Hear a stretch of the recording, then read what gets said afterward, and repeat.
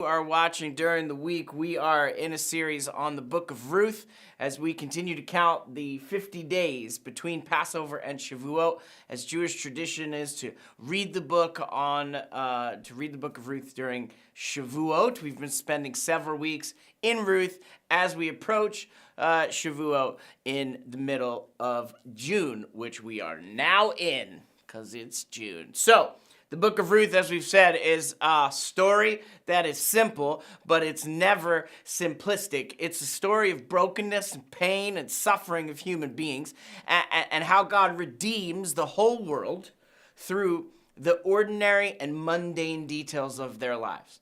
The central theme of the book of Ruth is this movement from famine to fulfillment. It's a story is understood as the telling of Chesed, the loyal love of Ruth, Naomi, and Boaz.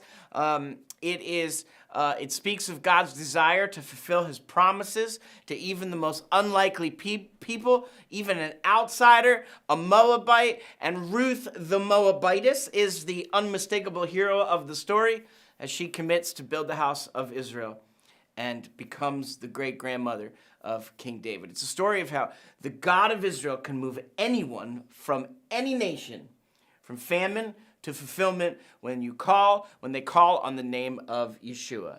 So the story traces the journey from Bethlehem and back, and a journey from famine to fullness, from futility to fertility. And God is still working through broken, hurting, selfish, manipulating people, just like Naomi, Ruth, and Boaz, and just like you and me.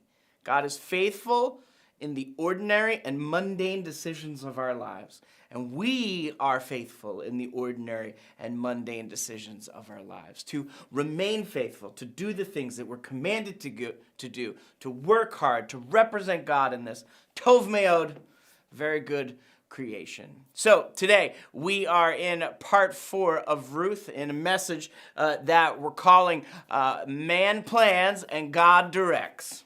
And I'm going to give you the points up front, so if you're taking notes, you should write these down. We got to learn to cling to God, to enact justice for the orphan and the widow, to love the outsider, and to cover people as God covers you. So, check this out. Ruth chapter 2, verse 23. It says, "So Ruth stayed close to Boaz's female workers, gleaning until both the barley harvest and the wheat harvest were complete. Meanwhile, she lived with her mother-in-law." She stayed close. This word for stay close in Hebrew actually can translate to mean to cling or to cleave or to keep close, to hold fast, to glue, to adhere, to join, to stick. She sticks close. She clings close to these female workers of Boaz in the field. And this is actually the 4th time that this word has shown up in the book of Ruth. The first time is in chapter 1 and verse 14, when Ruth chooses to cling to Naomi after Orpah decides to go home. Then in chapter 2 and verse 8, when Boaz instructs Ruth to cling to his female workers in the field. And then in verse 21 of chapter 2, when Ruth tells Naomi that Boaz instructed her to cling to his female workers throughout the entire harvest. And then here, at the end of chapter 2, she has clung, she is holding fast, she is stuck to, she has stayed close to these workers. And actually, this word in Hebrew for cling shows up the first time in Genesis chapter 2 and verse 24. It says, "This is why a man leaves his father and his mother and clings to his wife, and they become one flesh." And one way my dad always said it growing up is we have to leave and cleave. You leave your parents and you cleave to your wife. And the narrator of Ruth has used this word cling or cleave 4 times, leading up to a very strange marriage proposal that's about to happen on the threshing floor. And even though Ruth clings to Naomi, in the context of the story, she also clings to the God of Naomi. She clings to the people of Israel. She clings to an older woman who cannot have any more children. And Ruth herself seems to be barren after not being able to have a child in 10 years of marriage. So she sticks to Naomi like glue, and she goes to work. We talked last week in the message, work as worship, that Ruth treats her work as worship. And now she's clinging to Boaz's female workers all the days of the harvest and all through the days of the 50 days of the counting of Omer. And she's gleaning the fields as a widow and a foreigner. And she's allowed to glean the leftovers because Boaz seems to represent a new generation of Israelites in Bethlehem, in the house of bread, who are faithful to keep the commandments that God instructed his people to keep. So at the start of chapter 3, in verse 1, it says, Naomi, her mother-in-law, said to her, "My daughter, should I not be seeking a resting place for you so it may go well for you?" In the words of Daniel Block in his commentary, he says, the phrase, "it may go well for you," assumes in general terms that there's a removal of the reproach of widowhood, solving her destitution by providing the necessities of life, food, shelter, and clothing, and calming her anxieties concerning the future. But it was Naomi's job to secure a future for her daughter-in-law. The problem is Naomi has not stepped up to that responsibility until now the end of the harvest, because she has this ray of sunshine we talked about with the appearance of Boaz in chapter 2.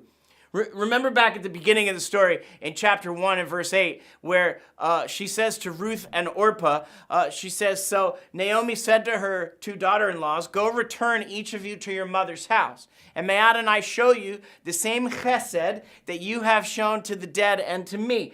And may Adonai grant that you find rest, each of you, in the house of her own husband.'"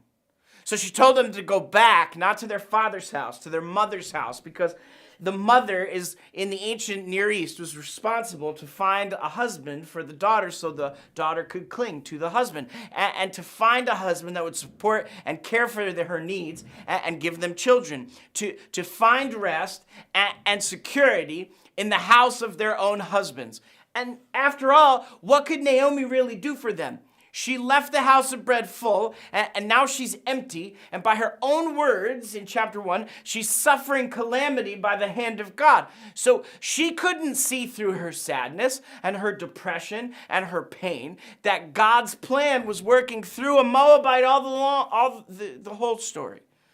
That in clinging to her, in Ruth clinging to Naomi, that the Moabite would somehow come to represent God's faithfulness to the Jewish people. So Naomi continues in verse 2. It says, now is Boaz, whom your female workers, whose female workers you have been, is he not our relative? Look, he'll be winnowing barley tonight at the threshing floor. Now this guy Boaz means, big, strong man, whose female servants you have clung to all through this harvest, she's saying. Is he not our relative? It's interesting because in chapter 2, she says it twice. She says, look, he's related to us, and he is one of our goel. He's one of our redeemers. So now she's saying us and our relatives. So now Naomi has a plan to fulfill her prayer that Ruth would find rest in the house of her husband. Because after all, it's Naomi's job as the mother-in-law to find Ruth a husband, to really care for both of them, not just Ruth. So, she says now, Boaz, he's going to be winnowing barley tonight at the threshing floor.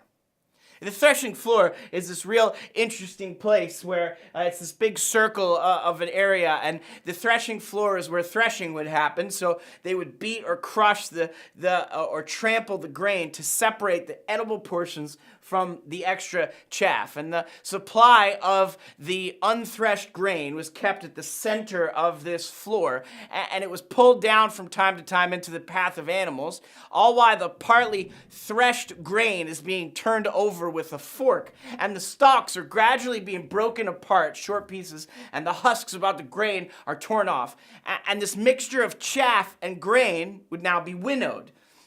This is done by tossing it into the air so that the wind would blow away the chaff and just keep what's edible. And the chaff is gone. When the chaff is gone, the grain is tossed in these wooden trays to separate it from the stones and the lumps of soil, here we go, which clung, to the roots when the grain was reaped. And then after the winnowing, the separation of the chaff and the grain, at the threshing floor, it would be on the top of a hill. And the reason why it was top of the hill, and the reason why they're doing it at night, is because the wind was best in the evening. And the more wind, the easier it would be to separate the chaff at a higher elevation. So the wheat would be sifted and then taken away, everything but the grain itself. And the grain would be kept in these piles, to dry out before it could be put in bags and kept in a storehouse. But before it could be put in bags and kept in a storehouse, the owners of the field would sleep by the grain to make sure that no one stole it, because the threshing floor was public and it was shared by everyone in the area. So they had to keep the grain separate from other people's grain, and they had to sleep there to protect the grain. This is where Naomi tells Ruth to go find Boaz, because he's surely going to be there, because he's got a lot of money at stake. Verse 3, it says, "So, I want you to take a bath. Perfume yourself. Put your cloak on. Go down to the threshing floor. But do not make yourself known to the man until he has finished eating and drinking." Okay, so Naomi wants her daughter now to bathe herself, perfume herself, and put on a cloak. And this cloak was this large cloak that could be used as a blanket, because it would get cold at night there in the desert, and go to the threshing floor. And it's nighttime, so make sure you don't make yourself known. I want you to go secretly, and I want you to wait until he's finished eating and drinking. Now, the threshing floor was also a place of celebration, because the long, hard work of the harvest is coming to an end. So it's time to celebrate. As you prepare to give a tithe of the grain, you give back to God for all that he's provided for you, and you celebrate with eating and drinking. And all the eating and drinking would make the guys a little tipsy with joy. And so Naomi says, wait until he's a little drunk. Then I want you to watch. Let it be that when he lies down, and you know the place where he lies down, go uncover his feet and lie down there, and he'll tell you what to do. Now, no scholars think that Ruth and Boaz have sex on the threshing floor. It wouldn't have been proper, but there's really not a whole lot proper about this plan. It's very risky, in fact. Naomi is like, look, I want you to watch him in the evening before the sun goes down, and I want you to watch to see where he lays down to go to sleep, because you're not going to be able to find him in the dark. And when it's dark, you're going to go lay down next to him and uncover his feet. Now, oh man, there's a lot of debate as to what the Hebrew means here. And no matter how you slice what uncover his feet means, there's all kinds of sexual overtones. And it's, at the very least, it's a very aggressive marriage proposal on the part of a Moabite woman who's a widow and who's poor. I mean, Ruth has all the things going against her that would go against her in the ancient Near East. And there are all kinds of throwbacks in this moment to other scriptures, like Lot and his daughters who get Lot drunk in Genesis and get themselves pregnant to give birth to Ammon and Moab. That's the start of Ruth's people, the Moabites. And Judah, part of Boaz and Naomi's family, who's deceived into getting his daughter-in-law pregnant because he did not do what he promised in giving his son in marriage to Tamar the Canaanite. Or Rebekah, who tells her son Jacob to dress up like his brother and deceive his father Isaac into getting a blessing. Or Laban, who deceives Jacob into marrying not just one, but both of his daughters.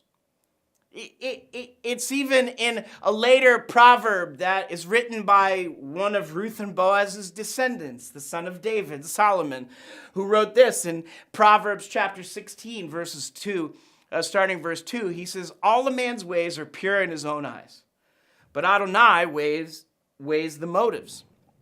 Commit whatever you do to Adonai, and your plans will succeed. Adonai works everything out for his own purpose, even the wicked for the day of disaster. And then down to verse 9, he says, the heart of a man plans his course, but Adonai directs his steps.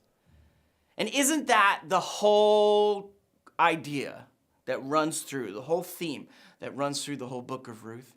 People make plans, but God directs their steps. See, in all of the good and the bad and the ugly of being human beings, in all of our selfish and wicked and self-serving ways, God still works through all of those things, through those kind of people. And God also works at the same time through the faithfulness of his people. Look, it's always more painful when we try to help God move his promises along. We want it faster. We want him to move faster. So we scheme and we plan and we make things happen. And typically, when we try to make things happen, we make everything harder on ourselves and the people we love. And even when we make our own plans, and even when we make it harder on ourselves and the people that we love, still the Lord seems to use those things also. It can't be an excuse, and it often is, for any of our behavior. Like in the book of Judges, they did what was right in their own eyes. Or we said in the first message of this series, I mean, everything happens for reasons, so I guess the bad things I did actually worked out to be really good. No, don't be dumb to prove a point. There are two things true at the same time. You make plans, and God directs your steps. The goal is to follow God's steps, knowing he will fulfill his promises. To wait on God's timing, will, and plan, not to try to force my timing and my will and my plan. So Ruth does the whole plan that Naomi comes up with. And she watches as he drinks and finds a spot to lay down. I mean, this is called stalking, really. And she goes and lays down next to him in the dark. He wakes up and he's startled because someone's laying next to him and it's dark and he can't see. And in verse 9, he wakes up and says, "Who are you?" And she said, "I'm Ruth, your handmaid." She answered, "Spread the corner of your garment over your handmaid, for you are a Goel." The corner of your garment. You know, that's the same phrase, the same Hebrew word for spread one's wings over. It's what Boaz blessed Ruth in chapter 2 and verse 12 when he said to her, "May Adonai repay for you what you have done, and may you be fully rewarded by Adonai, the God of Israel, under whose wings you have come to take refuge." So Ruth, in a very aggressive way, is telling Boaz that he is the blessing he prayed over her, and that he needs to use his wings to cover her, his cloak to cover her. It's protection and responsibility, and it's marriage. It's a proposal. Literally, she's saying, look, we're both cold here at night on the threshing floor, so cover me with the corner of your cloak tonight, but also forever. This goes back to how Israel is supposed to care for foreigners in the Torah. In Deuteronomy chapter 10, it speaks to these things. In verse 17, it says, "For Adonai your God is the God of gods and Lord of lords, the great, mighty, and awesome God who does not show partiality or take a bribe." And listen to this. He enacts justice for the orphan and the widow. He loves the outsider, and he gives him food and clothing. The Lord enacts justice for the orphan and the widow, and he loves the outsider, and he gives him food and clothing. But do you know, in Hebrew, what these words actually mean are not food and clothing. These words mean bread and cloak. Bread, as in lechem, the house of bread, and all the bread that's been happening in the book. Right? It's not just food. It's a provision of bread, which represents food. And the clothing is the same word for cloak, like the one Ruth is wearing that she puts on to go to the threshing floor. And just like the one that she uncovers Boaz with, that Boaz covers her with. It's a cloak to stretch out over both of them to keep them both warm. And this is amazing because Boaz represents God as the one who covers the foreigner. He enacts justice. He loves her, and he gives her bread and cloak. He gives her food and clothing. And Ruth the Moabite ends up representing the Jewish people in recognizing that she needs to be covered. This is why I said at the beginning, and I'll say it again, that we are all called to, first, to cling to God. We're also called by God to enact justice for the orphan and the widow. We're supposed to love the outsider. And we're supposed to cover people as God covers us. So Boaz provides for Ruth. He enacts justice for Ruth, a foreigner, and Naomi, a widow, which, by the way, they're both orphans. And he loves the outsider, and he gives her bread and clothing, and he provides for the orphan, the widow, and the foreigner. And all of these things are a form of clinging to God, because the word cling, to stay close, to hold fast, well, it shows up not just in the book of Ruth, but also in these verses in Deuteronomy 10. In the next verse, in verse 19, it says, "Therefore love the outsider, for you were outsiders in the land of Egypt, and Adonai your God you will fear. Him you will serve. To him you will cling. And by his name you will swear. He is your praise, and he is your God, who has done for you these great and awesome things that your eyes have seen." Listen, God is our praise. He is your God. If he's not, just ask him to be. And he has done these great and awesome things. And our job is to fear him, to serve him, to cling to him, to honor his name. We cling to him because he is our great provider. He is our Redeemer. He is our Goel, which was what Ruth tells Boaz he is. And we're going to talk all about the Redeemer next week. But we remember what it's like as a people to need a Savior, to need bread and to need cover, to need food and shelter and clothing. We remember, so we become like God, who spreads his wings over anyone who trusts in him. And the strength of the Lord, which is what Boaz's name means, helps friendship, Ruth, because she's a foreigner and because we were foreigners in Egypt. So we have to find ways to spread our wings over those who need justice, love, food, and clothing. And what happens is the more we cling to God ourselves, the more he provides for us. And the more we see his provision, the more we trust there is enough for everyone. This could have gone so terribly wrong for Ruth. Boaz could have rejected her, accused her, embarrassed her. But Boaz is a man of honor. And here in these verses, he calls Ruth a woman of valor, which is the same word that's used in Proverbs 31.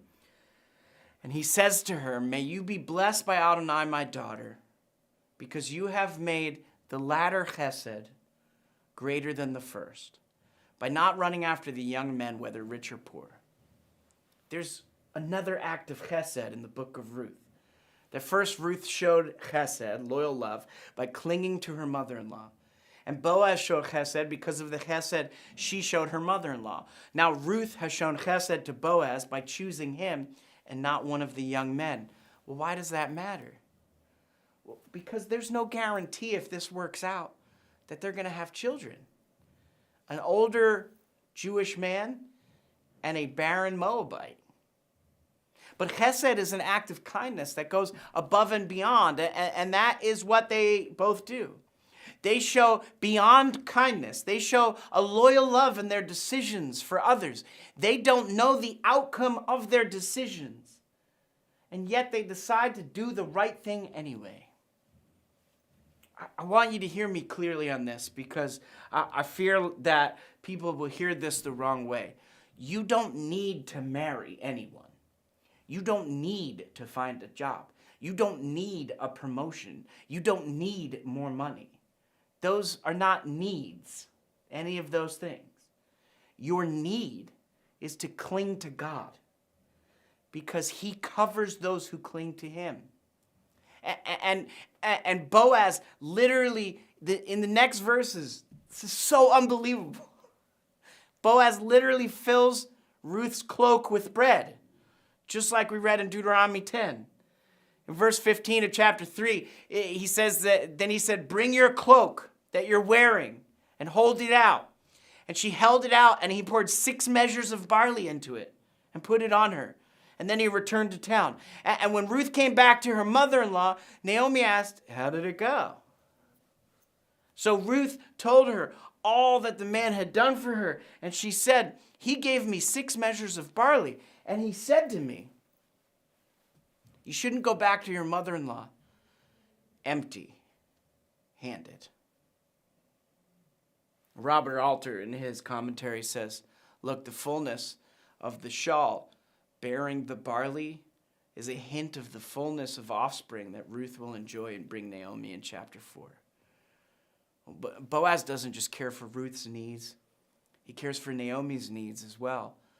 And the phrase empty-handed is a throwback to chapter 1 when Naomi went away full and returned empty.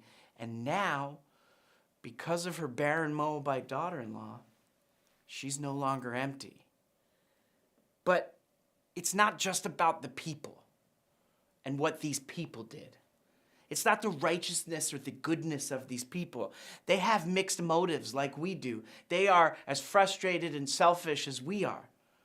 What the story is really about is the faithfulness of God to direct people's steps, even when they are hurting, broken, selfish, manipulating people. And really, it's all because God was actually never against Naomi, even though that's how she felt. It really worked out better than anything she could have planned. And in the same way, I want you to know that God is not against you. He is for you. He is directing your steps. My hope is that you will learn, as I'm learning myself, to follow God, not try to lead God. What if instead of making all of our own plans to protect and care for ourselves, we commit ourselves to the one who can care for us so much better, the one who has been directing your steps all throughout your story? Cling to God because He is your primary need. The goal is to follow God's steps, knowing that He will fulfill His promises, to wait on God's timing, will, and plan, not to force your timing, your will, and your plan. Don't try to help God move the plan along. Instead, do what we are responsible to do and let God direct your steps. All of us are called. What we need more than anything is to cling to God. And the more we cling to God, the more we enact justice for the orphan and the widow. And as we do it, we also love outsiders. And then we cover people as God covers us. Because He does His job so well that we could be like Him, a living representation of God for the people around us who need Him most. Lord God, we thank You for the cover that You bring. We thank You for the cover of Your wings and the shadow that we can stay in, the place of refuge. And Lord, I pray that You would help us to find that place, to wait on Your timing and not try to force our timing. And Lord, would You help us as we cling to You, trust in You?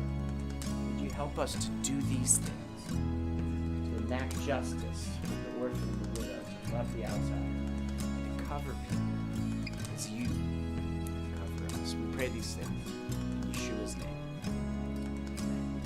I love you guys so much, and I can't wait next week to talk about the Goel, the Redeemer, because it's crazy cool stuff, and I hope we'll see you then.